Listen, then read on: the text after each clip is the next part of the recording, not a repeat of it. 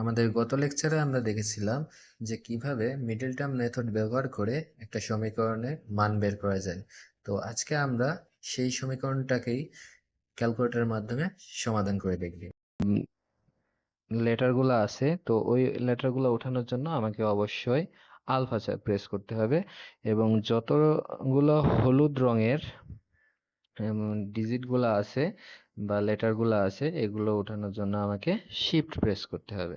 তো এখানে আমরা দেখতে পাচ্ছি যে এক্স, এইটা এই লেটারটা খয়েরি রঙে আছে, তাহলে আমাকে প্রেস করতে হবে প্রথমে আলফা। এখানে ক্যালকুলেটরে আমরা দেখতে পাচ্ছি স্ক্রিনের বাম পাশে উপরে এ উঠেছে, এটা রিপ্রেজেন্ট করছে আলফা। তো এটা প্রেস করার পরে আমরা প্রেস করব বাট এক্স বাটনে। তো আমাদের কিন্তু এক্স উঠে গেছে, এখন আমরা এক্স এর স্কোয়ার দেব। এখানে এক্স স্কোয়ার একটা বাটন আছে, সেটাতে আমরা প্রেস করলাম। দেন আমাদের হচ্ছে মাইনাস, তারপরে ছিল হচ্ছে 10, তারপরে এক্স ছিল, সো আলফা এক্স। দেন ছিল হচ্ছে প্লাস 8। এখন আমাদের কাজ হচ্ছে সমান চিহ্নটা ওঠানো। তো সমান চিহ্ন ওঠানোর জন্য আমরা দেখতে পাচ্ছি শিফট বাটনের নিচে যে ক্যালকুলেশন যে বাটনটা আছে ওখানে আমরা সমান চিহ্নটা দেখতে পাচ্ছি খয়েরি রঙে। তাহলে আমাকে প্রেস করতে হবে আলফা ক্যালকুলেশন। আমাদের সমান চিহ্নটা কিন্তু উঠে গেছে, এখন আমরা প্রেস করব 0। তো সমীকরণ ওঠানো শেষ। এখন আমাদেরকে এই সমীকরণটা সমাধান করার জন্য আমাদেরকে প্রেস করতে হবে শিফট, তারপরে ক্যালকুলেশন। তো এইটাই আসলে এখানে দেখাচ্ছে এক্স ওয়াট।